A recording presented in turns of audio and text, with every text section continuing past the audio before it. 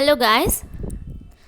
Last session we discussed about stages of statistical inquiry and collection of data.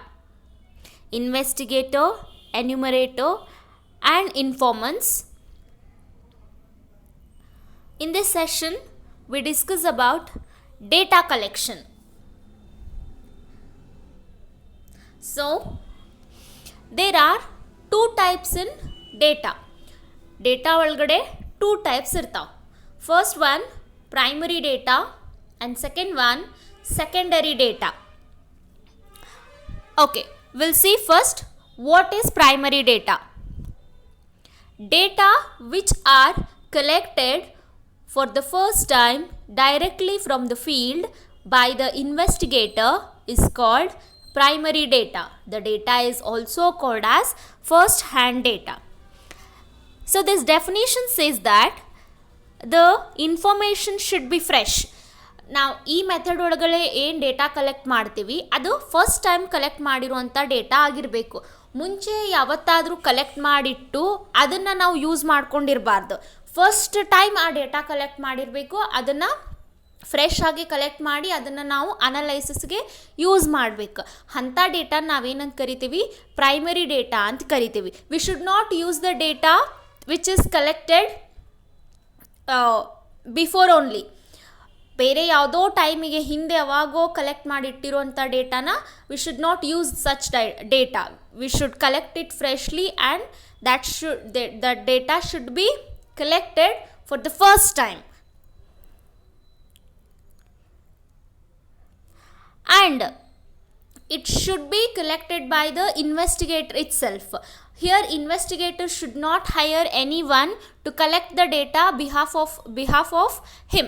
ಇಲ್ಲೇ investigator ಬೇರೆ ಯಾರನ್ನೂ higher ಮಾಡಿ ಅವನಿಗೋಸ್ಕರ data collect ಮಾಡಬೇಕು ಅಂತ ಹೇಳೋ ಹಂಗಿರಂಗಿಲ್ಲ. ಇನ್ವೆಸ್ಟಿಗೇಟರ್ ತಾನೇ ಡೇಟಾನ ಕಲೆಕ್ಟ್ ಮಾಡ್ಕೋಬೇಕು. Such type of datas are called primary data are we also called it as first hand data ಅಂತ ಕರಿತೀವಿ. In such type of datas the accuracy of information will be high. ಇಲ್ಲೇ investigator ಅಂದರೆ ನಿಮ್ಗೆ ಗೊತ್ತೈತಿ, the person who conducts the statistical survey.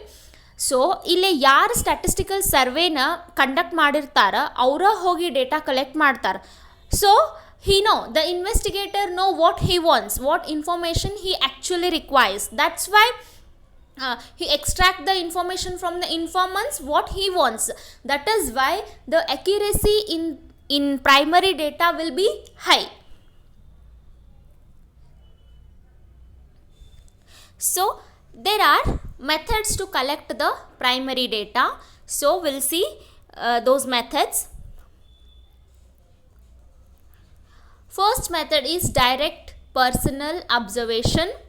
Second, indirect oral interview. Third one, information through agencies.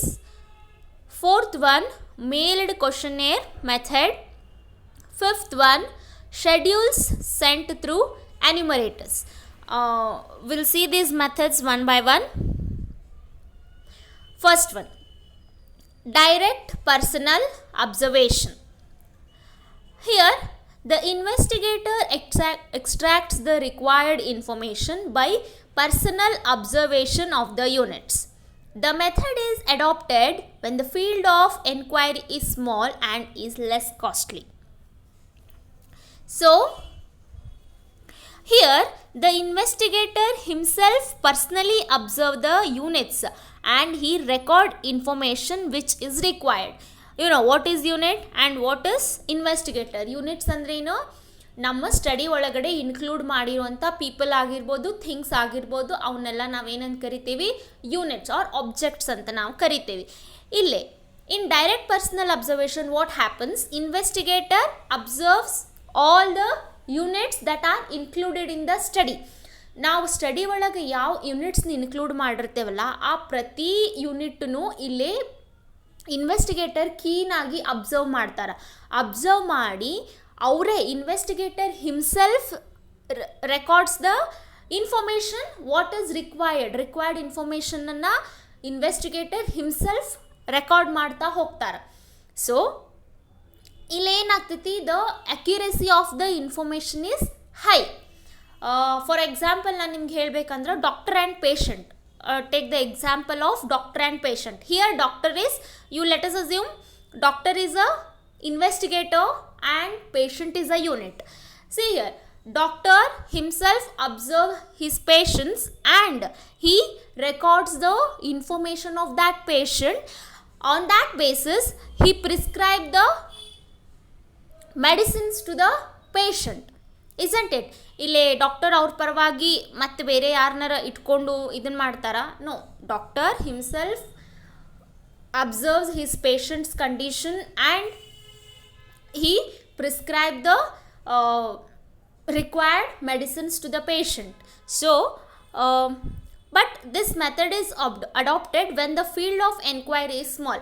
But ಈ ಮೆಥಡ್ನ adapt ಮಾಡ್ಕೋಬೇಕು, ಈ ಮೆಥಡ್ನ apply ಮಾಡಬೇಕು ಅಂತಂದ್ರೆ ಅಲ್ಲೇ ನಾವೇನು ಏರಿಯಾ ಇರ್ತೈತಿ, ಮೆಥಡ್ ಸ್ಟಡಿ ಮಾಡುವಂಥ ಏರಿಯಾ ಏನಿರ್ತೈತಿ ಅದು ಸಣ್ಣದಿರ್ಬೇಕು ಅಥವಾ ಯೂನಿಟ್ಸ್ ಸ್ವಲ್ಪ ಇರಬೇಕು.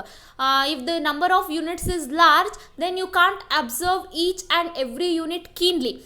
ಯಾವಾಗ ನಮ್ಮದು ಏರಿಯಾ ಸ್ಟಡಿ ಮಾಡುವಂಥ ಏರಿಯಾ ಅಥವಾ ನಂಬರ್ ಆಫ್ ಯೂನಿಟ್ಸ್ ಜಾಸ್ತಿ ಇರ್ತೈತಿ ಆವಾಗ ನಮಗೆ ಪ್ರತಿ ಯೂನಿಟನ್ನು ಅಬ್ಸರ್ವ್ ಮಾಡ್ಲಿಕ್ಕೆ ಆಗಂಗಿಲ್ಲ. ಈಗ ಒಂದು ಸ್ಟಡಿ ಒಳಗೆ 10 ಯೂನಿಟ್ಸ್ ಇದ್ರೆ 10 ಜನ ಪೀಪಲ್ಸ್ ಇದ್ರೆ ಅಥವಾ 10 ಪೀಪಲ್ ಅದಾರ ಅಂತ ತಿಳ್ಕೊರಿ. ಒಂದು ಸ್ಟಡಿ ನೀವು ಮಾಡಕ್ಕೆ ಕುಂತೀರಿ, ಅದ್ರೊಳಗೆ 10 ಪೀಪಲ್ ಅದಾರ ಅಂದ್ರೆ you can observe 10 people. If that study contains 1000 people, you can't observe all the people, you can't observe all the 1000 people keenly, isn't it? That is time consuming, so that is laborious work. You can't observe all the 1000 people and you can't record the information about all the 1000 people. That is laborious work. So this method is adopted when the area is small. ಯಾವಾಗ study ಮಾಡುವಂಥ area ಸಣ್ಣದಿರ್ತೈತಲ್ಲ ಆವಾಗ ಮಾತ್ರ ನಾವು ಈ ಮೆಥಡ್ನ apply ಮಾಡ್ತೀವಿ. ನಾವು units ಏನು consider ಮಾಡ್ತೀವಿ ಅವು ಏನಿರಬೇಕು, ಸ್ವಲ್ಪ ಇರಬೇಕು. ಅಂದಾಗ ಮಾತ್ರ ನಾವು ಈ ಮೆಥಡ್ನ ಅಪ್ಲೈ ಮಾಡ್ಲಿಕ್ಕೆ ಆಗ್ತೈತಿ. Okay, next here all the 5 methods has got its merits and demerits. So the merits of direct personal interview method is, it has 3 merits. First one, true and reliable data can be collected. So as I said, investigator himself observe all his units and himself records all the information. That is why the information will be true and reliable, desired ಆಗಿರ್ತೈತಿ, accurate ಆಗಿರ್ತೈತಿ. ಇನ್ this method degree of accuracy can be high. So as I said, the accuracy of the information is very high in this method. Next, uniformity and homogeneity can be maintained. The investigator maintains the uniformity. That means the information what he collects will be related to each other. ಇಲ್ಲಿ ಅವ್ನ ಸ್ಟಡಿಗೆ ಬೇಕಾಗಿರುವಂಥ information ಅವನೇ collect ಮಾಡೋದ್ರಿಂದ ಅವ್ನ ಸ್ಟಡಿಗೆ ಏನು ಬೇಕಲ್ಲ, ಇನ್ವೆಸ್ಟಿಗೇಟರ್ದು ಸ್ಟಡೀಸ್ಗೆ ಏನೇನು ಬೇಕು ಅದನ್ನೆಲ್ಲ ಅವನು ಕರೆಕ್ಟಾಗಿ ಕಲೆಕ್ಟ್ ಮಾಡ್ಕೊಂಡು ಅಥವಾ ನೋಟ್ ಡೌನ್ ಮಾಡ್ಕೋತಾರೆ. ಇಲ್ಲೇ ನಮ್ಮ ಕೆಲ್ಸಕ್ಕೆ ನಾವು ಬೇರೆ ಯಾರನ್ನಾರ ಕಳಿಸೋದಕ್ಕೂ ನಮ್ಮ ಕೆಲಸ ನಾವೇ ಮಾಡೋದಕ್ಕೂ ಭಾಳ ಡಿಫ್ರೆನ್ಸ್ ಇರ್ತೈತಿ. ನಮ್ಮ ಕೆಲ್ಸಕ್ಕೆ ನಾವು ಇನ್ನೊಬ್ಬರನ್ನ ಕಳಿಸಿದಾಗ ಅವರು may be they will not take much interest in that. ಏನೋ ನಾವು ಹೇಳೀವಿ ಅಥವಾ we are paying for them, so that is why ಅವ್ರೇನು ಮಾಡ್ತಾರೆ, ನಮ್ಗೆ ಇನ್ ರಿಟರ್ನ್ ಮಾಡ್ತಾರೆ. ಬಟ್ ನಮ್ಮ ಕೆಲಸನ ನಾವು ಎಷ್ಟು ಇಂಟ್ರೆಸ್ಟ್ ತೋರಿಸಿ ಮಾಡ್ತೇವಲ್ಲ ಹಂಗೆ ಬೇರೆಯವ್ರು ಮಾಡೋಂಗಿಲ್ಲ. That's how it is. ಈ ಇನ್ವೆಸ್ಟಿಗೇಟರ್ ಎನ್ಯುಮರೇಟರ್ಸ್ನ ಹೈಯರ್ ಮಾಡಿದರೆ ಏನು ಮಾಡ್ತಾರೆ, ಅವ್ರು ಪೇ ಮಾಡ್ತಾರೆ. ಸೊ ಇನ್ ರಿಟರ್ನ್ ಅವ್ರಿಗೆ ನಾವು ವರ್ಕ್ ಮಾಡ್ಬೇಕಂತ ಹೇಳಿ ಎಷ್ಟಕ್ಕೆ ಬೇಕು ಅಷ್ಟಕ್ಕನ್ನು ಅವ್ರು ಏನು ಮಾಡ್ತಾರೆ, ಡೇಟಾ ಕಲೆಕ್ಟ್ ಮಾಡ್ಕೊಂಡು ಬರ್ತಾರೆ. ಆವಾಗ ಹೊಮೋಜಿನಿಟಿ, ಯೂನಿಫಾರ್ಮಿಟಿ, ಅಕ್ಯುರೇಸಿ ಇದೆಲ್ಲ ಇರಂಗಿಲ್ಲ ಒಂದು ಡೇಟಾ ಒಳಗೆ. But in this method what happens, investigator himself do all the things. That is why the data includes accuracy, homogeneity, uniformity and reliable, and the data will be true as much as the knowledge of investigator ಗೊತ್ತಿದ್ದಂಗೆ ಆ data ಏನಿರ್ತೈತಿ true ಆಗಿರ್ತೈತಿ. these are merits of this direct personal observation. Next, demerits. Where the area is large, this method is not suitable. As I said, when the units are more in number, this method cannot be applied, or the area is large. even one country level ಒಳಗೆ ಅಥವಾ ಒಂದು national level ಒಳಗೆ survey ಆಗಾಕತ್ತಿತ್ತು ಅಂತಂದ್ರೆ ಅವಾಗ ನ್ಯಾಷನಲಲ್ಲಿ ಇರುವಂಥ people population size ಏನೈತಿ ಇದು ಭಾಳ ದೊಡ್ಡದಿರ್ತೈತಿ, ಕ್ರೋರ್ಸ್ ಟುಗೆದರ್ ಇರ್ತಾರೆ. ಅಂಥ ಏರಿಯಾ ಒಳಗೆಲ್ಲ ಆರ್ಟ್ ಲೆವೆಲ್ ಸರ್ವೇಸ್ ಒಳಗೆಲ್ಲ ಈ ಮೆಥಡ್ನ ಅಪ್ಲೈ ಮಾಡ್ಲಿಕ್ಕೆ ಆಗಂಗಿಲ್ಲ. When the number of units are small, then only you can apply this method. Next, this method is expensive and time consuming. Means when investigator want to observe his units, he need to go to the place of units. ಅವರು units ಅವ್ರದ್ದು units study units ಎಲ್ಲಿರ್ತಾರ ಅಲ್ಲಿ ಹೋಗಿ ಅವರು observe ಮಾಡಿ data ತೊಗೊಂಡು ಬರಬೇಕಾಗ್ತೈತಿ. So it costs transportation cost. So it is expensive and time consuming. To observe every unit of the study it needs time. So this method is time consuming as compared to other methods. An untrained investigator will not bring good results. So must and should, in this method the investigator should be trained. The untrained investigator or the one who doesn't have the subject knowledge will not bring the good information. So whenever the direct personal observation method is applied, the investigator should be aware of all the statistical knowledge and also domain knowledge. ಯಾವ area ಒಳಗೆ study ಮಾಡ್ತಿರ್ತಾರ ಅದ್ರ ಬಗ್ಗೆ ಅವರಿಗೆ ಎಲ್ಲ ಪ್ರತಿಯೊಂದು knowledge ಇರಬೇಕು. Then only investigator can bring the good information and can analyse the good results. Next method, indirect oral interview. In this method, the investigator approaches the third party who are in touch with informants.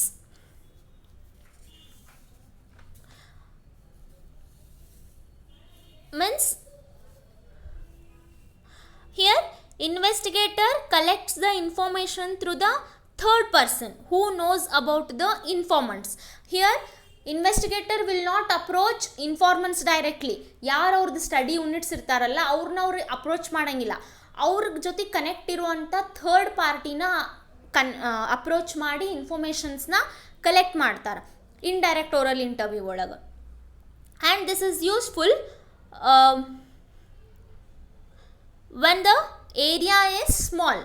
And this method is also useful when the number of units are small in the study, when the direct information cannot be obtained. ಅಂದ್ರೆ direct ಯೂನಿಟ್ಸಿಂದ information ತೊಗೊಳಕ್ಕೆ ಆಗಂಗಿಲ್ಲಲ್ಲ, ಅಂಥ situation ಇದ್ದಾಗ we can apply this method, indirect oral interview. When the informant is not ready to give the information, information ಕೊಡಕ್ಕೆ ready ಇರೋಂಗಿಲ್ಲ, ಅಂಥ time ಒಳಗೆ ನಾವು ಈ ಇಂಡೈರೆಕ್ಟ್ ಪರ್ಸನಲ್ ಓರಲ್ ಇಂಟರ್ವ್ಯೂನ ಮಾಡ್ಬೋದು. May be this method is useful in the confidential surveys. ಒಂದಿಷ್ಟು ನಡೀತಾವೆ, ಕಾನ್ಫಿಡೆನ್ಷಿಯಲ್ ಸರ್ವೇಸ್ ಆಗ್ತಿರ್ತಾವೆ. ಅಂಥ ಸರ್ವೇಸ್ ಒಳಗೆ ಈ ಮೆಥಡು ಯೂಸ್ಫುಲ್ ಆಕೈತಿ. ಫಾರ್ ಎಕ್ಸಾಂಪಲ್ HIV ಸರ್ವೇಸ್ ಆಗ್ತಾ ಇರ್ತಾವೆ. ಅವಾಗೆಲ್ಲ ಏನಾಗ್ತೈತಿ, ಅವೆಲ್ಲ ಅಂಥ ಸರ್ವೇಸ್ ಎಲ್ಲ ಏನ್ರಿ ಕಾನ್ಫಿಡೆನ್ಷಿಯಲ್ ಇರ್ತಾವೆ. Means the information should not be revealed. ಆಮೇಲೆ ಅಂಥ ಸರ್ವೇಸ್ನಾಗ ಇನ್ಫಾರ್ಮೆಂಟ್ಸು ನಮ್ಗೆ informants also not ready to give the information. If I go to the informant and I ask him if whether you are HIV positive, how it feels. So he is not ready to give the information. In such situations, we can collect the data through the third parties who are in touch with informants ಜೊತೆ ಯಾರು closely touch ಆಗಿರ್ತಾರೆ, may be ಅವ್ರ relatives ಆಗಿರ್ಬೋದು ಅಥವಾ ಅವ್ರ friends ಆಗಿರ್ಬೋದು, ಅಂಥವ್ರಿಂದ ನಾವೇನು ಮಾಡ್ಬೋದು, ಇನ್ಫಾರ್ಮೇಷನ್ನ ಕಲೆಕ್ಟ್ ಮಾಡ್ಬೋದು. This method is useful in confidential surveys. ಈಗ ಸ್ಮೋಕಿಂಗ್, ಕ್ಯಾನ್ಸರ್ ಇಂಥದ್ರ ಬಗ್ಗೆ ಎಲ್ಲ ಸರ್ವೇಸ್ ಆಗ್ತಾ ಇರ್ತಾವೆ. ಮೇ ಬಿ ಒಂದು ಗೌರ್ಮೆಂಟ್ ಯಾವುದೋ ಒಂದು ಅವೇರ್ನೆಸ್, ಸ್ಮೋಕಿಂಗ್ ಅವೇರ್ನೆಸ್ ಅಡ್ವರ್ಟೈಸ್ಮೆಂಟ್ ಮಾಡಿರ್ತಾರಂತ ತಿಳ್ಕೊರಿ. ಅದು ಸ್ಮೋಕ್ ಮಾಡೋರ ಮೇಲೆ ಎಷ್ಟು ಎಫೆಕ್ಟ್ ಆಗೈತಿ ಅಂತ ಅವರು ಚೆಕ್ ಮಾಡಬೇಕಾಗಿರ್ತೈತಿ. ಅವಾಗ ಅವ್ರು ಯಾರೋ ಒಬ್ರ ಕಡೆ ಹೋಗಿ ನೀವು ಸ್ಮೋಕ್ ಮಾಡ್ತೀರೇನ ಅಂತ ಕೇಳಿದ್ರೆ ಎಸ್ ಐ ಆಮ್ ಸ್ಮೋಕರ್ ಅಂತ ಯಾರು ಹೇಳ್ತಾರ? No, they will not reveal such type of datas, right? So in such situations, in a confidential surveys, we use this method. Okay, we get the information from the close ones or third parties who are in touch with informants. Merits. This method is simple and convenient. Means here ನಾವು ಏನು ಮಾಡ್ಬೋದು, ಇಲ್ಲೇನಾಗ್ತೈತಿ, ನಾವು ಯೂನಿಟ್ಸ್ನ ಹುಡುಕೊಂಡು ಹೋಗಬೇಕು, units ಇದ್ದಲ್ಲೇ ಹೋಗಿ ನಾವು ಇದು ಮಾಡಬೇಕು, ಇನ್ಫಾರ್ಮೇಷನ್ ಕಲೆಕ್ಟ್ ಮಾಡಬೇಕು ಅಂತ ಏನಿರಂಗಿಲ್ಲ. ಯೂನಿಟ್ಸ್ ಅಬ್ಸರ್ವ್ ಮಾಡಬೇಕು ಅನ್ನೋದೇನಿರಂಗಿಲ್ಲ. ಡೈರೆಕ್ಟ್ ನಾವೇನು ಮಾಡ್ತೀವಿ, ನಮ್ಗೆ ನಮ್ಮ ಸ್ಟಡಿ ಯೂನಿಟ್ಸ್ ಯಾರಂತ ಗೊತ್ತಿದ್ದರೆ ಅವ್ರಿಗೆ ಗೊತ್ತಿರೋರಿಂದ ನಾವು ಇನ್ಫಾರ್ಮೇಷನ್ ಕಲೆಕ್ಟ್ ಮಾಡ್ಕೊಂಡು ಬಂದುಬಿಡ್ಬೋದು. ಲೈಕ್ ಡೈರೆಕ್ಟ್ ಅಬ್ಸರ್ವೇಷನ್ ಮೆಥಡ್ ಒಳಗೆ ಇರೋ ಹಂಗೆ ಇಲ್ಲೇ ಯೂನಿಟ್ಸ್ನ ನಾವು ಅಬ್ಸರ್ವ್ ಮಾಡಿ ಇನ್ಫಾರ್ಮೇಷನ್ನ ನೋಟ್ ಡೌನ್ ಮಾಡ್ಕೋಬೇಕು ಅನ್ನೋದು ಇರಂಗಿಲ್ಲ. Here what happens, once we know our study unit, we can directly contact the third party who are in touch with the informant. We can directly collect the data from the third party. So this method is simple as compared to direct observation method. This method is free from bias and prejudice of the respondents. See here, biasedness means committing the mistake with knowledge. ಅವ್ರಿಗೆ ಗೊತ್ತಿರ್ತೈತಿ ನಾನು ಮಾಡಾಕತ್ತಿದ್ದು ತಪ್ಪು ಅಥವಾ ನಾನು ತಪ್ಪು information ಕೊಡಾಕತ್ತೀನಿ ಅಂತ ಗೊತ್ತಿದ್ರೂ ಕೂಡ respondents ಒಂದೊಂದು ಸಲ ತಪ್ಪು ಇನ್ಫಾರ್ಮೇಷನ್ ಕೊಡ್ತಾರೆ, ಸುಳ್ಳು ಇನ್ಫಾರ್ಮೇಷನ್ ಕೊಡ್ತಾರೆ. ಅದನ್ನು ನಾವೇನಂತ ಕರಿತೀವಿ, ಬಯಾಸ್ಡ್ನೆಸ್ ಅಂತ ಕರಿತೀವಿ. ಕಾನ್ಫಿಡೆನ್ಷಿಯಲ್ ಸರ್ವೇಸ್ ಒಳಗೆ ಹಂಗಾಗೋದು ಜಾಸ್ತಿ ಇರ್ತೈತಿ. ಅವರು ಸ್ಮೋಕ್ ಮಾಡ್ತಿದ್ರು ಒಮ್ಮೊಮ್ಮೆ ಏನು ಮಾಡ್ತಾರೆ, ಅವರು ನಾ ಮಾಡಂಗಿಲ್ಲ ಅಂತ ಹೇಳ್ಬಿಡ್ತಾರೆ. ಸೊ ಇಲ್ಲೇನಾಗ್ತೈತಿ, ಬಯಾಸ್ಡ್ನೆಸ್. ಅದು ಗೊತ್ತಿದ್ದೂ ಅವ್ರು ಏನು ಮಾಡಿದ್ರು, ಎರರ್ ಕಮಿಟ್ ಮಾಡಿದ್ರು ಅಥವಾ ನಮ್ಗೆ ತಪ್ಪು ಇನ್ಫಾರ್ಮೇಷನ್ ಕೊಟ್ರು. ಈ ಮೆಥಡ್ ಒಳಗೆ ಹಂಗಾಗೋ ಚಾನ್ಸಸ್ ಇರಂಗಿಲ್ಲ. Because we are not contacting the respondents or informants, we are contacting the third parties who are in touch with informants. So ಇಲ್ಲೇ ಥರ್ಡ್ ಪಾರ್ಟೀಸ್ ಅವ್ರ ಬಗ್ಗೆ ಸುಳ್ಳು ಹೇಳುವಂಥ ಚಾನ್ಸಸ್ ಕಮ್ಮಿ ಇರ್ತೈತಿ, ಬಯಾಸ್ಡ್ನೆಸ್ ಆಗುವಂಥ ಚಾನ್ಸಸ್ ಕಡಿಮೆ ಇರ್ತೈತಿ.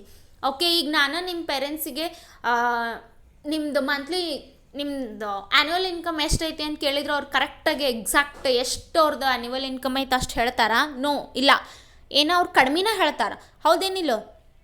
So like that what happens in confidential surveys, not only in a confidential surveys, in most of the surveys it happens. Respondents ಅದನ್ನು ಸೀರಿಯಸ್ ಆಗಿ ತೊಗೊಲಾರ್ದ ತಪ್ಪು ಇನ್ಫಾರ್ಮೇಷನ್ ಕೊಡೋ ಚಾನ್ಸಸ್ ಇರ್ತೈತಿ. ಅದನ್ನು ನಾವೇನಂತ ಕರಿತೀವಿ, ಗೊತ್ತಿದ್ದು ತಪ್ಪು ಇನ್ಫಾರ್ಮೇಷನ್ ಕೊಡ್ತಾರಲ್ಲ, ಗೊತ್ತಿದ್ದು ಎರರ್ ಕಮಿಟ್ ಆಗ್ತೈತಲ್ಲ, ಅದನ್ನು ನಾವು ಬಯಾಸ್ಡ್ನೆಸ್ ಅಂತ ಕರಿತೀವಿ. ಇಲ್ಲೇ ಹಂಗಾಗೋ ಚಾನ್ಸಸ್ ಇರುವುದಿಲ್ಲ, ಕಡಿಮೆ ಇರ್ತೈತಿ. Because we are not contacting the respondents anymore here, we are contacting the third parties. So the chance of biasedness is less.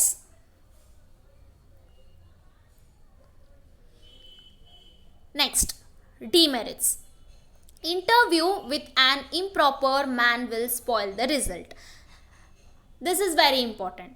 We have to confirm that the third party is familiar with the informant or not.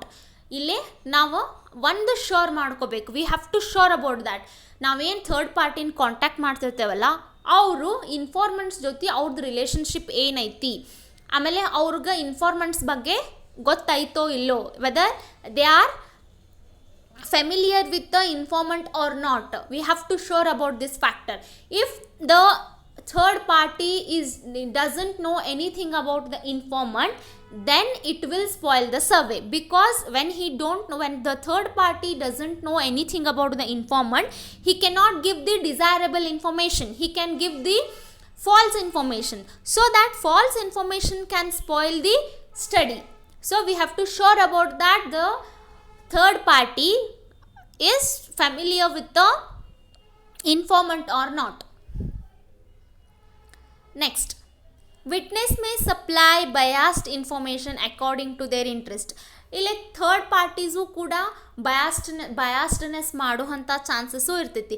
So we have to aware about that factor. ಅವ್ರು ಕೊಡ್ತಾ ಇರೋಂಥ information reliable ಆಯಿತೋ ಇಲ್ಲೋ, desirable ಆಯಿತೋ ಇಲ್ಲೋ, ಅದನ್ನು ನಾವು cross check ಮಾಡ್ಕೋಬೇಕು. ಯಾವಾಗಲೂ ಏನಾಗ್ತೈತಿ, ಒಂದು ಸ್ಟ್ಯಾಟಿಸ್ಟಿಕಲ್ ಸ್ಟಡಿ ಮಾಡಾಕತ್ತೀವಿ ಅಂತಂದಮೇಲೆ ನಮಗೆ 100% ಕರೆಕ್ಟ್ ಡೇಟಾ ಸಿಗ್ತೈತಿ ಅನ್ನೋ ಯಾವುದೂ ಕಾನ್ಫಿಡೆನ್ಸ್ ಇರಂಗಿಲ್ಲ.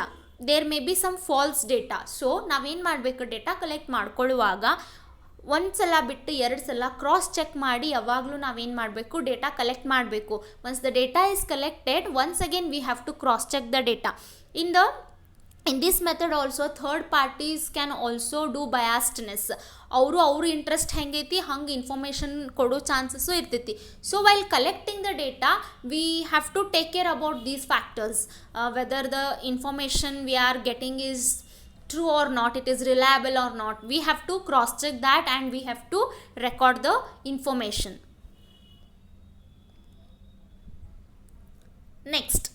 Next method, information through agencies. Agents who collects information from the informants are generally called correspondents. These correspondents are similar to enumerators. Here investigator hires some agents to collect the information for them. ಇಲ್ಲಿ investigator ಏನು ಮಾಡ್ತಾರಂದ್ರೆ ಒಂದಿಷ್ಟು ಏಜೆಂಟ್ಸ್ನ higher ಮಾಡ್ತಾರೆ. ಅವರಿಗೋಸ್ಕರ ಇನ್ವೆಸ್ಟಿಗೇಟರ್ಗೋಸ್ಕರ data collect ಮಾಡೋಕೆ ಒಂದಿಷ್ಟು ಜನನ್ನ ಅವ್ರು higher ಮಾಡ್ತಾರೆ, ಏಜೆಂಟ್ಸ್ನ ಹೈಯರ್ ಮಾಡ್ತಾರೆ. ಎಲ್ಲ ರೀಜನ್ ಒಳಗೂ ಏನು ಮಾಡ್ತಾರೆ, ಜಿಯೋಗ್ರಫಿಕಲ್ ರೀಜನ್ ಒಳಗೆ ಒಂದಿಷ್ಟು ಏಜೆಂಟ್ಸ್ನ ಹೈಯರ್ ಮಾಡ್ತಾರೆ. ಅವ್ರಿಗೆ ನಾವೇನಂತ ಕರಿತೀವಿ, ಕರೆಸ್ಪಾಂಡೆಂಟ್ಸ್ ಅಂತ ಕರಿತೀವಿ. These local agents collect the information and submit it to the investigator. ಇವ್ರೇನು ಮಾಡ್ತಾರೆ, ಇನ್ವೆಸ್ಟಿಗೇಟರ್ ಪರವಾಗಿ on behalf of the investigator they will collect the information from different regions and they will submit those information to the investigator. For example newspapers and maybe news channels. Here what happens, newspaper and news channels needs a daily reports and updates. So they appoint people to get the information from every place. How they will read daily newspaper ಬರ್ತೈತಿ, ನ್ಯೂಸ್ಪೇಪರಿಗೆ ಅಥವಾ news channel ನೀವು ನೋಡ್ತಿರ್ತೀರಿ, news ಚಾನಲ್ನಾಗ ಲಾಸ್ಟಿಗೆ ಎಲ್ಲ information ತೋರಿಸಿದಾದ್ಮೇಲೆ ಅವ್ರು ಹೇಳ್ತಾರೆ ಅವ್ರು ಯಾರು ರೀಜನದ reporter ಅದಾರ ಅಂತ ಹೇಳಿ. ಸೊ ಇಲ್ಲಿ ನ್ಯೂಸ್ ಚಾನಲ್ ಅನ್ನೋದು ಏನಾಗ್ತೈತಿ, ಇನ್ವೆಸ್ಟಿಗೇಟರ್, ಅವ್ರೇನೋ investigator because they want to get a information. So what they do, they can't go to every place. So what they do, they will hire agents to collect the information behalf of them. Every district ಒಳಗೂ every main region ಒಳಗೂ ಅವ್ರು ಒಂದಿಷ್ಟು ಜನನ hire ಮಾಡ್ತಾರೆ ಡಿಸ್ಟಿಕ್ನಾಗ. From those agents they will get the required information news channel ಒಳಗೆ, newspaper ಒಳಗೆ. ಅವರಿಗೆ ಡೈಲಿ ಅಪ್ಡೇಟ್ಸ್ ಬೇಕೇ ಬೇಕು. ನಮಗೆ ನ್ಯೂಸ್ ತೋರಿಸ್ಬೇಕಂದ್ರೆ ಅವರಿಗೆ ಡೈಲಿ ಒಂದೊಂದು ಡಿಸ್ಟಿಕ್ನಾಗ ಏನೇನು ಆಗಾಕತೈತಿ ಅನ್ನೋದನ್ನು ಆ ಅಪ್ಡೇಟ್ಸ್ ನ್ಯೂಸ್ ಚಾನಲ್ದವ್ರಿಗೆ ಬೇಕೇ ಬೇಕು. ಆ ಅಪ್ಡೇಟ್ಸ್ ಅವ್ರು ಹೆಂಗೆ ತಗೋತಾರ, ಥ್ರೂ ದಿಸ್ ಏಜೆಂಟ್ಸ್. ಈ ಏಜೆಂಟ್ಸಿಂದ ಅವ್ರು ಏನು ಮಾಡ್ತಾರೆ, ಇನ್ಫಾರ್ಮೇಷನ್ನ ತೊಗೊಂಡು ಅದನ್ನು ನಮಗೆ ಏನು ಮಾಡ್ತಾರೆ, ಟೆಲಿಕಾಸ್ಟ್ ಮಾಡ್ತಾರೆ. So the best example for information through agencies is in newspapers and news channels.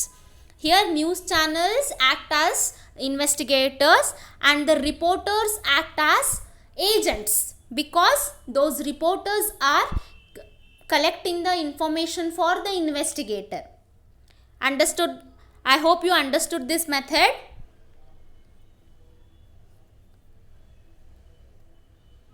Next, the merits of this method.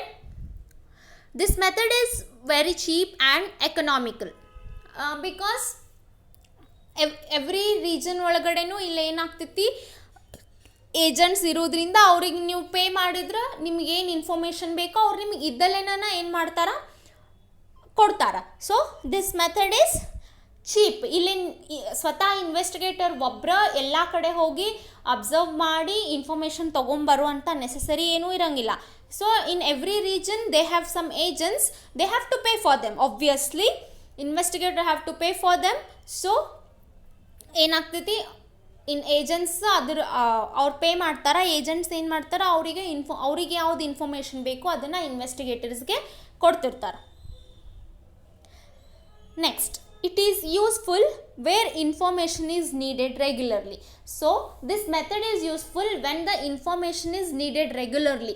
ನಮಗೆ ಪ್ರತಿ ದಿವಸ ಅಥವಾ ವೀಕ್ಲಿ ಹಿಂಗೆ ಇನ್ಫಾರ್ಮೇಷನ್ ರೆಗ್ಯುಲರ್ ಇಂಟರ್ವಲ್ ಆಫ್ ಟೈಮಿಗೆ ನಮಗೆ ಬೇಕಾಗಿತ್ತು ಅಂತಂದ್ರೆ ಈ ಮೆಥಡು ಯೂಸ್ಫುಲ್ ಆಗ್ತೈತಿ. ಇಲ್ಲ ಅಂದ್ರೆ ನಮ್ಗೆ ಯಾವಾಗೋ ಒಂದ್ಸಲ ಇನ್ಫಾರ್ಮೇಷನ್ ಬೇಕಾಗಿತ್ತು, ವರ್ಷಕ್ಕೊಮ್ಮೆ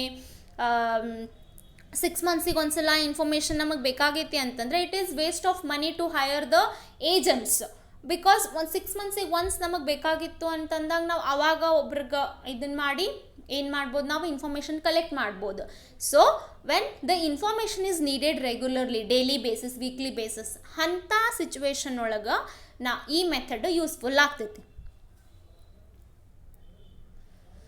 Demerits: the information may be biased. Here also what information may be biased because the reporter ಅವ್ರದ್ದು ಇಂಟ್ರೆಸ್ಟ್ ಹೆಂಗಿರುತ್ತೆ ಹಂಗೆ ಅವರು ಇನ್ಫಾರ್ಮೇಷನ್ನ ಕಲೆಕ್ಟ್ ಮಾಡೋ ಚಾನ್ಸಸ್ ಇರ್ತೈತಿ. If they are interested they can collect a good information. If they are not interested, maybe they may supply a false information also. Sometimes it happens. ಅವರಿಗೆ information collect ಮಾಡೋಕ್ಕೆ ಆಗಂಗಿಲ್ಲ ಅಥವಾ ಏನೋ ಸಮ್ ಅದರ್ ಇಶ್ಯೂಸ್ಲಿಂದ ಅವ್ರು information collect ಮಾಡೋಕ್ಕಾಗಿಲ್ಲ ಅಂತಂದ್ರೆ ಅವತ್ತಿನ ದಿವಸ ಅವರು ಫಾಲ್ಸ್ ಇನ್ಫಾರ್ಮೇಷನ್ ಸಪ್ಲೈ ಮಾಡುವಂಥ ಚಾನ್ಸಸ್ಸೂ ಇರ್ತೈತಿ.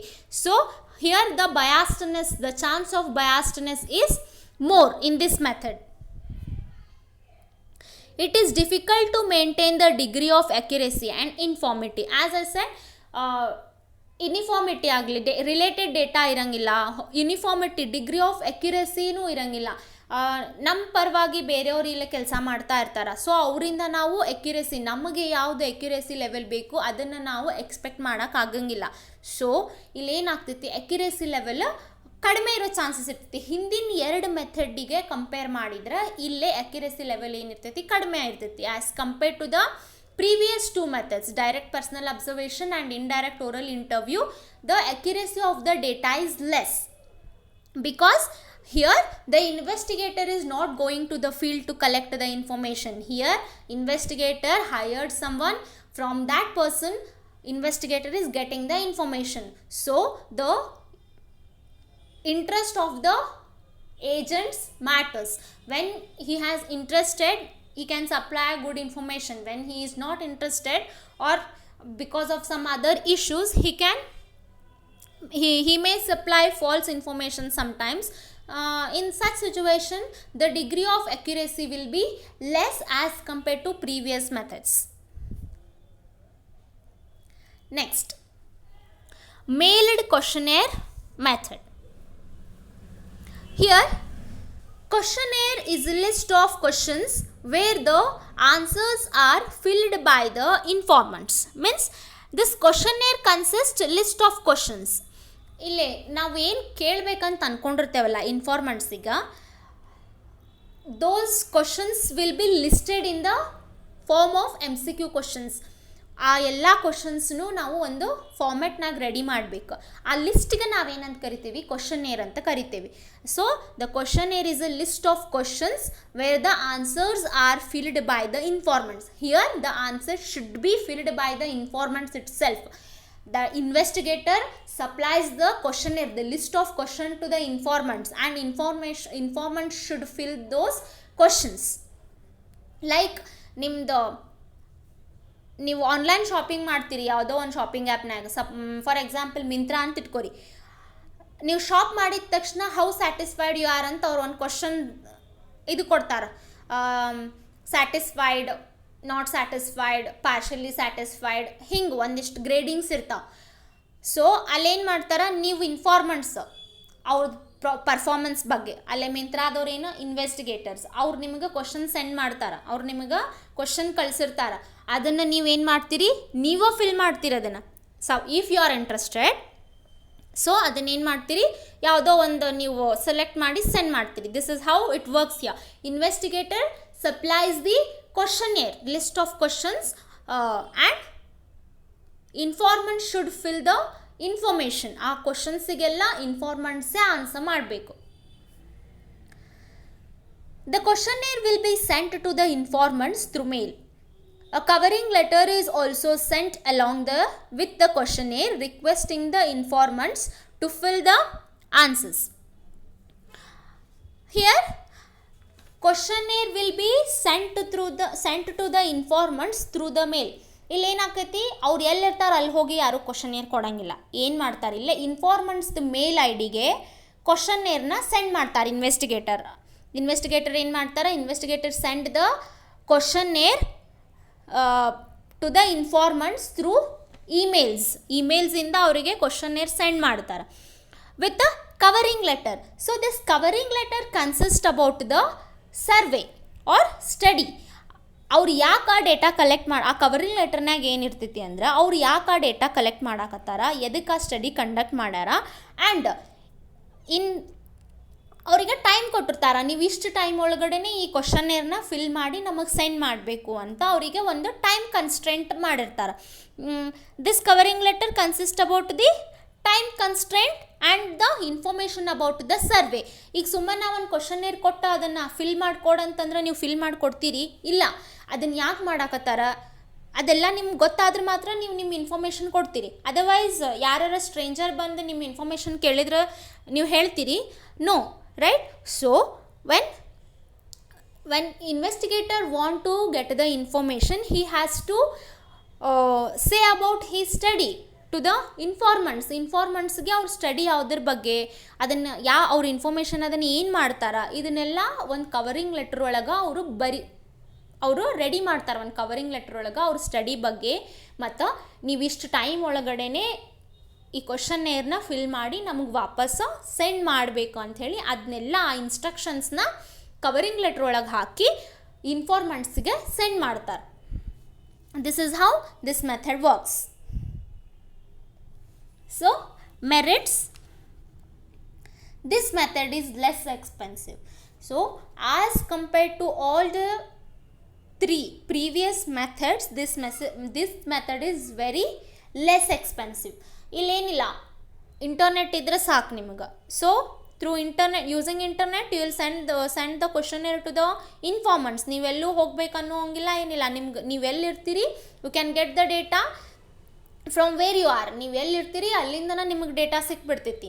So this method is less expensive as compared to previous methods. It saves manpower. This is important. Here no need to hire anyone to get the information because investigator himself sends the questionnaire to all the informants. So here no need to hire any other enumerators, agents, nothing. It saves manpower. Third, it can be widely used where the area of investigation is large.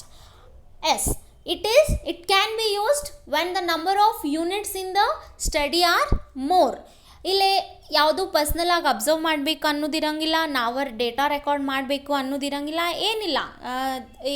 It doesn't contain such things. So when the area is large, ಇದು national level survey ಒಳಗೂ ನಾವು ಇದನ್ನು imply ಮಾಡ್ಕೋಬೋದು.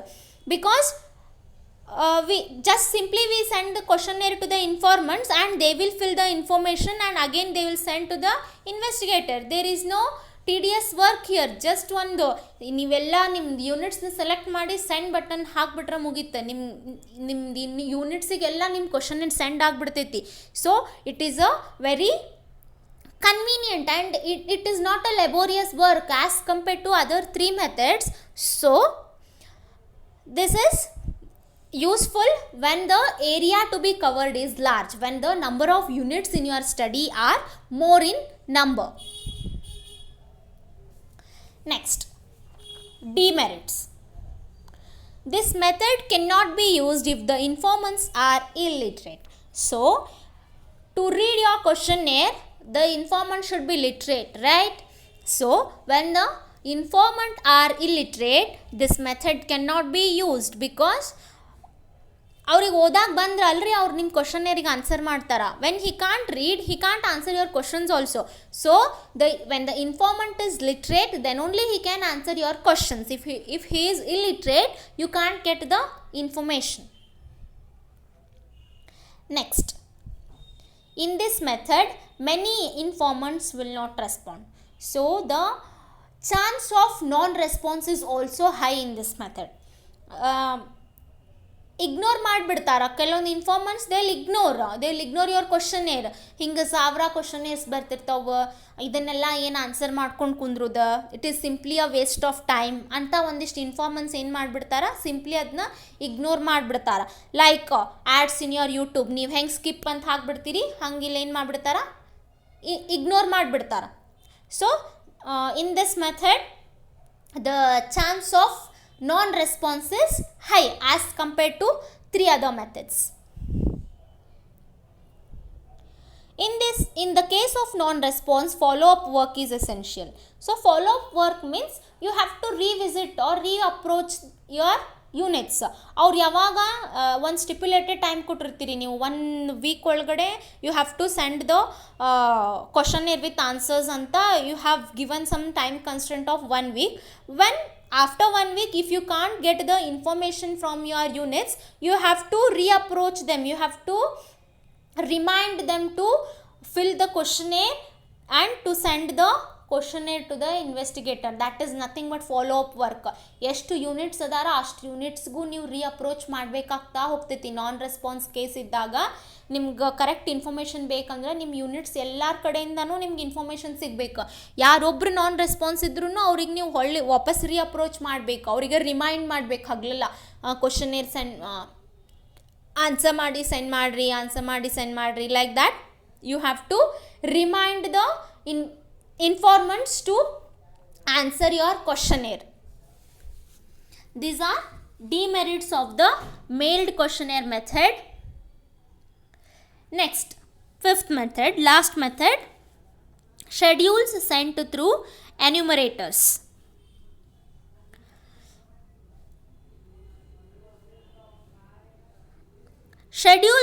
Schedule means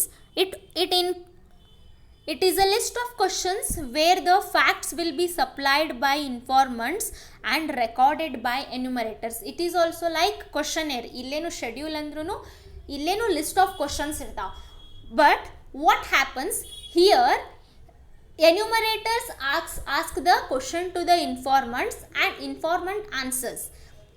Enumerator records the information. Here informants will not fill questionnaire. Here informants only answers, but enumerator records the information. ಇಲ್ಲಿ informants ಏನು fill ಮಾಡೋ ಕೆಲಸ ಇರೋಂಗಿಲ್ಲ. ಜಸ್ಟ್ ಏನು ಮಾಡ್ತಾರೆ, ಎನ್ಯುಮರೇಟರ್ ಕ್ವಶನ್ ಕೇಳ್ತಾರ, ಆ ಇನ್ಫಾರ್ಮೆಂಟ್ ಆನ್ಸರ್ ಮಾಡಿದ್ದನ್ನು ಎನ್ಯುಮರೇಟರ್ಸ್ ರೆಕಾರ್ಡ್ ಮಾಡ್ಕೊಂಡು ಬರ್ತಾರೆ. ಅದನ್ನು ನಾವೇನಂತ ಕರಿತೀವಿ, ಶೆಡ್ಯೂಲ್ ಅಂತ ಕರಿತೀವಿ. So in this method the trained investigator collects data through enumerators. ಇಲ್ಲಿ ಇನ್ವೆಸ್ಟಿಗೇಟರ್ ಹೈಯರ್ ಮಾಡ್ತಾರೆ ಎನ್ಯುಮರೇಟರ್ಸ್ಗೆ. Through the enumerators investigator will get the data. The enumerators contact the informants and collect the information which is called as scheduled method. As I said, here enumerator meet the informants. ಎಲ್ಲ informants R units ಏನಿರ್ತಾರ ನಿಮ್ಮ study ಒಳಗೆ, ಆ ಎಲ್ಲ ಯೂನಿಟ್ಸ್ನು ಎನ್ಯುಮರೇಟರ್ ಹೋಗಿ meet ಮಾಡಿ questionnaire ಒಳಗಿರುವಂಥ ಕ್ವಶನ್ಸ್ನ ಇನ್ಫಾರ್ಮೆಂಟ್ಸಿಗೆ ಕೇಳಿ ಅವರಿಂದ ಬರುವಂಥ ಆನ್ಸರ್ಸ್ನ ಎನ್ಯುಮರೇಟರ್ಸ್ ರೆಕಾರ್ಡ್ ಮಾಡ್ಕೊಂಡು ಬರ್ತಾರೆ. Here enumerator have to meet each unit in the study. He has to ask the question which are provided in the questionnaire and enumerator himself record the answer given by the informants. This method is called scheduled method. Merits. This method is useful even when the informants are illiterate. So here there is no work of informants. ಇಲ್ಲಿ informants ಅದನ್ನು fill ಮಾಡಬೇಕು ಅನ್ನೋದಿರಂಗಿಲ್ಲ. ಇನ್ಫಾರ್ಮೆಂಟ್ಸಿಗೆ ಹೆಂಗೆ ಅರ್ಥ ಆಗ್ತೈತಲ್ಲ ಹಂಗೆ ಎನ್ಯುಮರೇಟರ್ಸ್ ಅವರಿಗೆ questions ಕೇಳಿ ಎನ್ಯುಮರೇಟರ್ಸ್ ಇಲ್ಲೇ ಕ್ವಶನೇರ್ನ ಫಿಲ್ ಮಾಡ್ತಾರೆ. Enumerator himself fills the questionnaire. So even the informants are illiterate, then also investigator can get the data. This is one merit of scheduled method. In this method, the rate of non-response is less. So, as compared to mailed questionnaire, the non-response case is less here. Demerits. In this method, the training of enumerator is essential. So, when we hire other people or agents to collect the information, we have to train them. ನಮ್ಮ study ಬಗ್ಗೆ ಅವರಿಗೆಲ್ಲ ನಾವು pre knowledge ಕೊಡಬೇಕಾಗ್ತೈತಿ. Then only enumerator can collect the good data. When he is not trained, he can't collect the desired information. So before going to collect the data, the enumerator should be trained about the study. Then only he can collect the desired information. So the enumerator training is essential here. This method is time consuming. Again, this method is time consuming. Why? Because enumerator has to meet each and every unit in the study. So it takes time to meet every unit and collect the information. So this method is time consuming. Personal bias of the enumerator may lead to failure of the inquiry.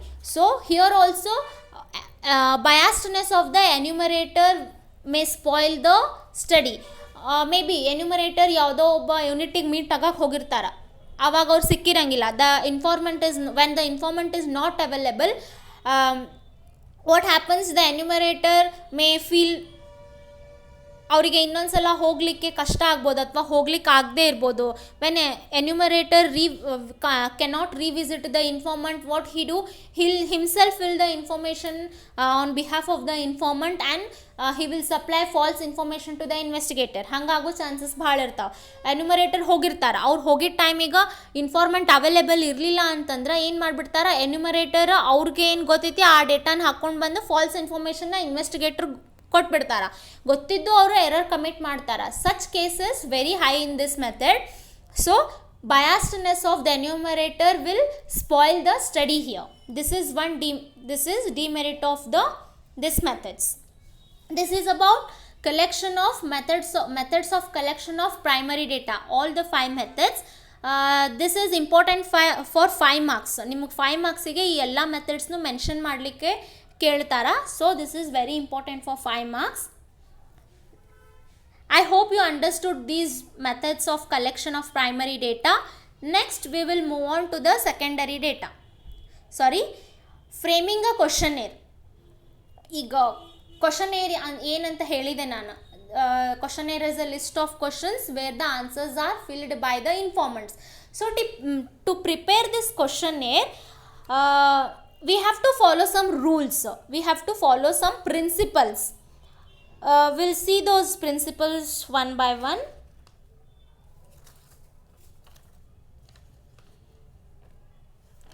First, the number of questions should be as less as possible. Questionnaire ಒಳಗೆ provide ಮಾಡುವಂಥ number of questions should be less. If the number of questions are large or the number of questions are more, the informants may feel irritated to answer. ನಿಮ್ದು number of questions ಜಾಸ್ತಿ ಇದ್ದಾಗ ಅವರಿಗೆ answer ಮಾಡೋಕ್ಕೆ may be ಏನು irritate ಆಗ್ಬೋದು, ಅಯ್ಯೋ ಎಷ್ಟು questions ಇದಾವೆ ಅಂಥೇಳಿ ಅವರು ಇರಿಟೇಟ್ ಮಾಡ್ಕೊಳ್ಳೋ ಚಾನ್ಸಸ್ ಇರ್ತೈತಿ. So the number of questions should be less as possible. ಎಷ್ಟಾಗ್ತೈತಿ ಅಷ್ಟು ಕಡಿಮೆ ಕ್ವಶನ್ಸ್ನ ನಾವು ಕ್ವಶನ್ನೇರ್ ಒಳಗೆ ಇನ್ಕ್ಲೂಡ್ ಮಾಡಬೇಕು. That is one principle. Second, the question should be simple to understand. So the question should consist simple language. ನೀವೇನು question frame ಮಾಡ್ತಿರಲ್ಲ, the framing of the question should be in a simple language, simple English use ಮಾಡಿ ಕ್ವಶನ್ನೇರ್ನ prepare ಮಾಡಬೇಕು. So that every informant can understand your questions. Third, question should be arrange logically. Logical sequence ಆಗಿ ಕ್ವಶನ್ಸ್ನ arrange ಮಾಡಬೇಕು. For example, ಈಗ ಯಾವುದೋ ಒಂದು ಕ್ವಶನ್ನೇರ್ನಾಗ ಅವ್ರದ್ದು ನೇಮ್ ಹಾಕಿರ್ತೀರಿ. ಫಸ್ಟ್ ಕ್ವಶನ್ನೇರ್ ಸ್ಟಾರ್ಟ್ ಮಾಡೋದು ಏನು ಎದರಿಂದ ಸ್ಟಾರ್ಟ್ ಮಾಡ್ತಾರೆ, ನೇಮಿಂದ ಸ್ಟಾರ್ಟ್ ಮಾಡ್ತಾರೆ. ಅದ್ರ ಬದಲಿ ನೀವು ಫಸ್ಟ್ ಒಂದು ಅವ್ರದ್ದು ಇನ್ಕಮ್ ಹಾಕಿಬಿಟ್ರಿ ಅಂದ್ರೆ ಹಂಗಿರಂಗಿಲ್ಲ. So name, gender, age, then comes income. Like that the question should be in the logical order. ಆ ಲಾಜಿಕಲಿ ಇರೋ ಹಂಗೆ ಕ್ವಶನ್ನೇರ್ನ ಡಿಸೈನ್ ಮಾಡಬೇಕು. You have to frame the questions in logical order. Fourth, answer to the question should be short, yes or no type. So very important question, very important principle this is. The question should be in the form of MCQ, multiple choice questions ಇರಬೇಕು. ಇಲ್ಲ ಯಾವುದು ರೈಟಿಂಗ್ನಾಗ ಇರಬಾರ್ದು, just tick ಮಾಡೋ ಹಂಗೆ multiple choice questions ಇರ್ತೈತಲ್ಲ ಆ type questions ಇರಬೇಕು ಕ್ವಶನ್ನೇರ್ ಒಳಗೆ. Next, as far as possible, questions regarding personal matters should be avoided. So, ನಿಮ್ಮ questionnaire should not consist any personal questions. ನಿಮ್ಮ ಸ್ಟಡಿ ರಿಲೇಟೆಡ್ ಏನಿರ್ತೈತಿ ಅಷ್ಟಷ್ಟು ಕ್ವಶನ್ಸ್ ಇರಬೇಕು. ಅವ್ರ ಪರ್ಸ್ನಲ್ ಇನ್ಫಾರ್ಮೇಷನ್ ಯಾವುದು, ತೀರಾ ಪರ್ಸ್ನಲ್ ಇನ್ಫಾರ್ಮೇಷನ್ ಯಾವುದು ನೀವು ಕ್ವಶನೇರ್ ಒಳಗೆ ಇನ್ಕ್ಲೂಡ್ ಮಾಡಬಾರ್ದು. 6th, any clarification, if necessary, regarding any of the questions should be supplied in the form of footnote. Means in questionnaire some questions need clarification. It should be provided in the form of note. ಒಂದೊಂದು questions ಇರ್ತಾವೆ, ಅದಕ್ಕೆ clarifications ಇರ್ತೈತಿ bracket ಒಳಗೆ. If any question need clarification you have to provide in the parenthesis in the form of footnote. For example, ಈಗ ನೀವು ಯಾವುದೋ ಒಂದು ಬ್ಯಾಂಕಿಂದ let us assume you are filling the questionnaire of bank. Okay, in that questionnaire you come across a question like, have you taken a loan from this bank ಅಂತ ನಿಮ್ಮ question ಐತಿ. ಅಲ್ಲಿ ಅದಕ್ಕೆ ಆನ್ಸರ್ಸ್ ಏನೈತಿ, ಎಸ್ ಆರ್ ನೋ ಐತಿ. Next question ಏನಿರ್ತೈತಿ, how much loan you have taken. ನೀವು loan ತೊಗೊಂಡಿದ್ರೆ ಹೌದಿಲ್ರಿ, ನೆಕ್ಸ್ಟ್ ಕ್ವಶನಿಗೆ ಪ್ರೊಸೀಡ್ ಆಗಬೇಕು. ಸೊ ಅಲ್ಲಿ ನೀವು ಅದನ್ನು ಮೆನ್ಷನ್ ಮಾಡಬೇಕು. If yes then only proceed to the next question. ಹಿಂಗೆ ಒಂದಿಷ್ಟು ಕ್ವಶನ್ಸಿಗೆ ಕ್ವಶನೇರ್ ಒಳಗೆ some questions need a clarification like this.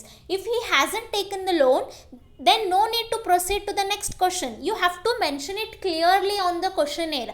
ಆ ಕ್ವಶನ್ ಹತ್ರ ಪ್ಯಾರಂಥಸಿಸ್ ಒಳಗಡೆ ನೀವು ಮೆನ್ಷನ್ ಮಾಡಬೇಕು, if you have taken the loan. If yes, if your answer is yes, then only proceed to the next question.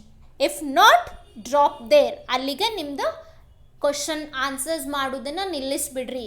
ಹಿಂಗೆ ಒಂದಿಷ್ಟು questionnaire ಒಳಗೆ some questions need clarification like this. You have to provide those clarification in the form of footnote.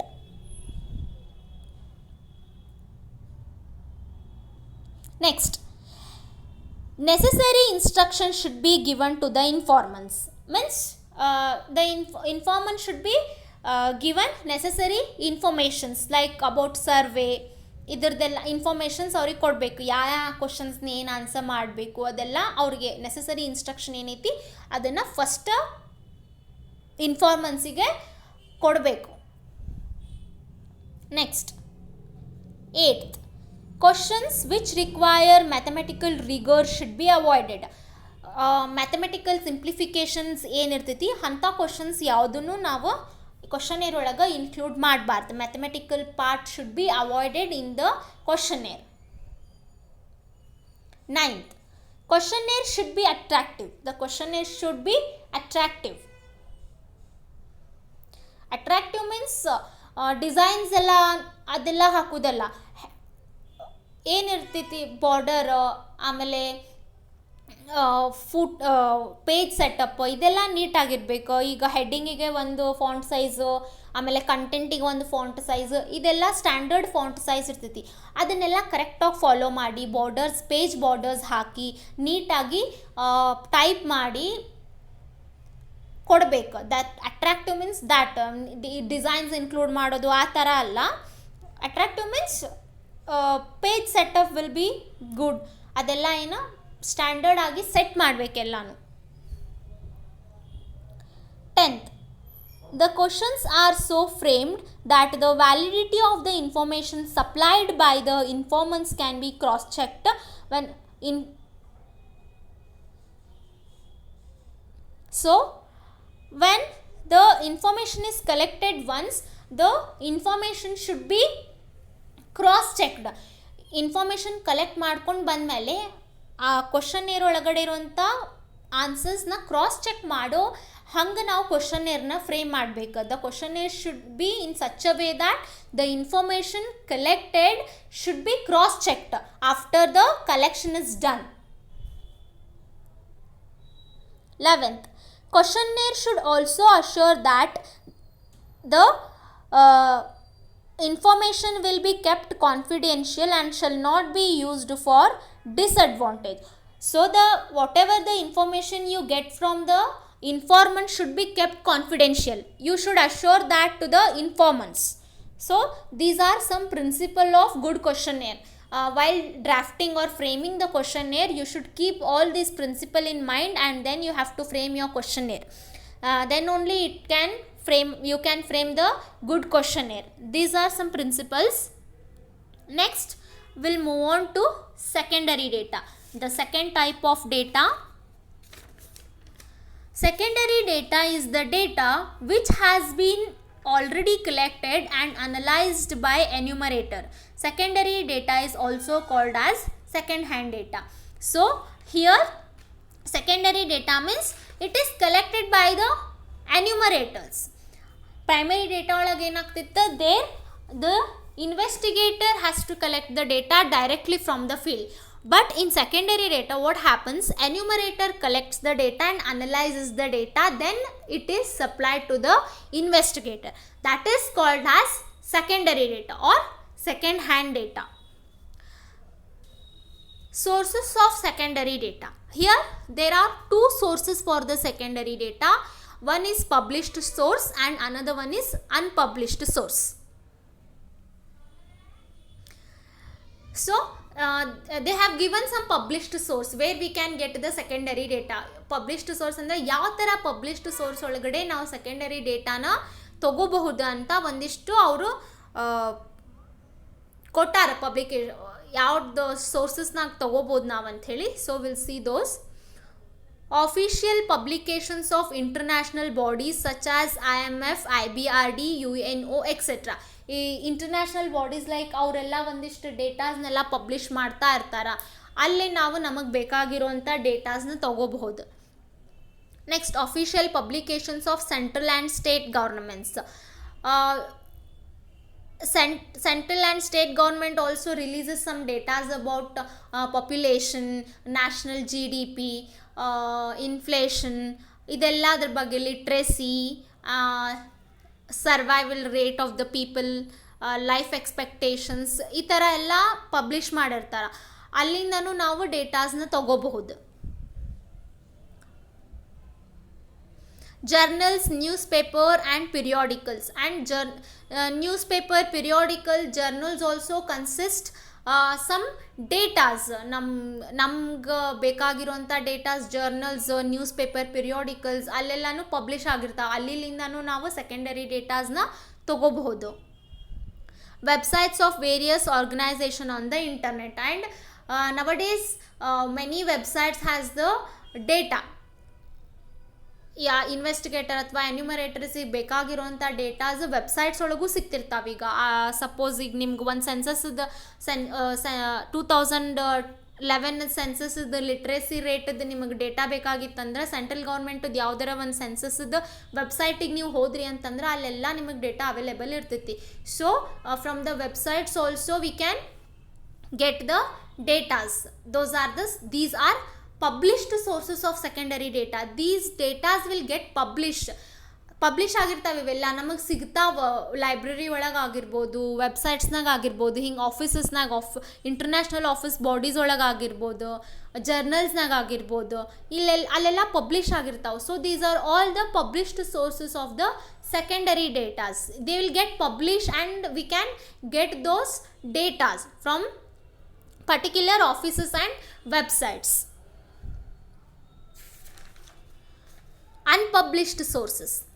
Records maintained at government offices, municipal offices, etc.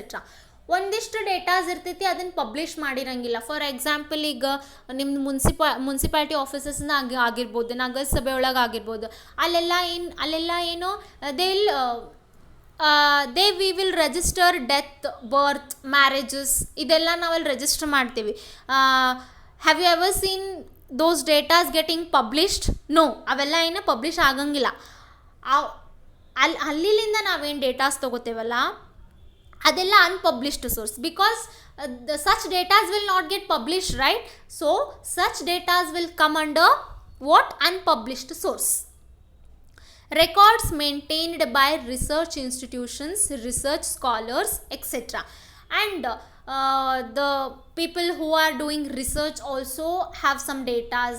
ಅವರು publish ಮಾಡಿರಂಗಿಲ್ಲ, ಅವರು ಏನು ಅವ್ರು work ಮಾಡ್ತಾ ಇರ್ತಾರ ಅವ್ರ ಕಡೆನೂ ಡೇಟಾಸ್ ಇರ್ತೈತಿ ರಿಸರ್ಚ್ ಸೆಂಟರ್ಸ್ ಒಳಗೆ ಇಲ್ಲಿ ಅಲ್ಲೆಲ್ಲನೂ ನಮಗೆ ಡೇಟಾಸ್ ಸಿಗೋವಂಥ ಚಾನ್ಸಸ್ ಇರ್ತೈತಿ those such datas will not get publish ಅವರಲ್ಲಿ ಇಟ್ಕೊಂಡಿರ್ತಾರೆ ಲೈಬ್ರರಿ ಒಳಗೆ ಈ ಟೈಪ್ ಡೇಟಾಸ್ ಸಿಗೋವಂಥ ಚಾನ್ಸಸ್ ಇರ್ತೈತಿ ಅಲ್ಲೆಲ್ಲ ಏನು ಮಾಡೋಂಗಿಲ್ಲ ಡೇಟಾಸ್ನ ಪಬ್ಲಿಷ್ ಮಾಡೋಂಗಿಲ್ಲ ಅದೆಲ್ಲ ಏನು unpublished source of secondary data.